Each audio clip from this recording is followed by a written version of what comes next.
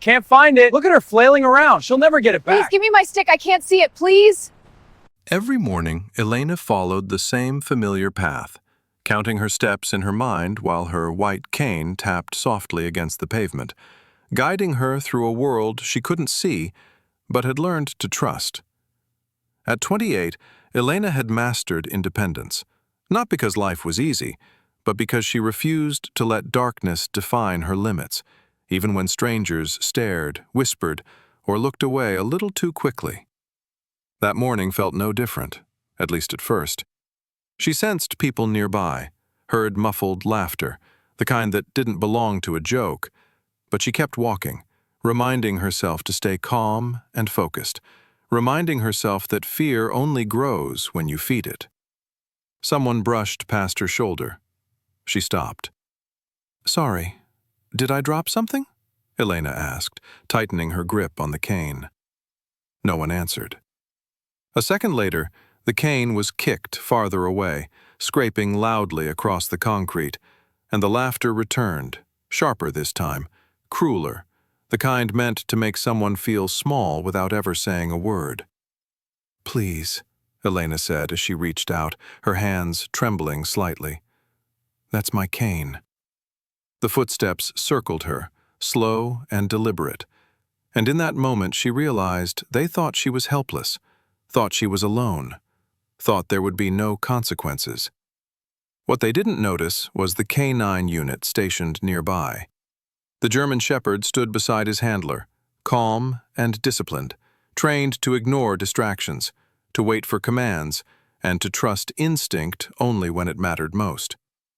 And something about this moment mattered. His ears lifted, his body stiffened, and a low growl escaped his chest as his eyes locked onto the group surrounding Elena. "Easy, Leo," the handler said, giving a gentle tug on the leash, assuming it was nothing more than noise or movement. But Leo didn't relax.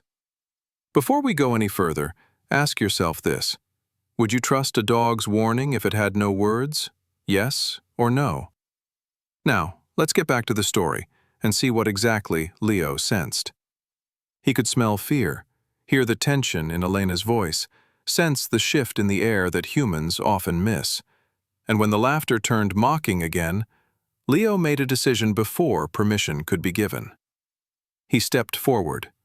The leash tightened as the German Shepherd moved directly in front of Elena, planting himself between her and the unseen threat, his posture rigid, protective, unyielding, a deep, warning bark echoing through the street. The laughter stopped instantly. "Hey, back up," one of them said, panic replacing confidence as they finally noticed the badge, the leash, the eyes that refused to blink. Step away now! Move back, all of you! Officers rushed in, voices firm and controlled, ordering the group to step away, their tone leaving no room for argument. Elena stood frozen, confused by the sudden silence. "Is something wrong?" she asked carefully, her voice barely above a whisper. "No, ma'am," the handler said as Leo remained by her side. "You're safe now." The dog sat beside her, close enough that she could feel his warmth, and when she lowered her hand uncertainly, Leo nudged it with his nose, calm and reassuring, as if he understood she couldn't see him but needed to know he was there. "Thank you," Elena said, her fingers resting against his fur as her shoulders finally relaxed. The bullies were gone, the street quiet again, but the moment lingered. A reminder that cruelty often hides in silence, and courage sometimes arrives without being asked. They thought she was alone, and they were wrong. Because some protectors don't need words, don't need sight, and don't wait for permission when someone innocent needs defending.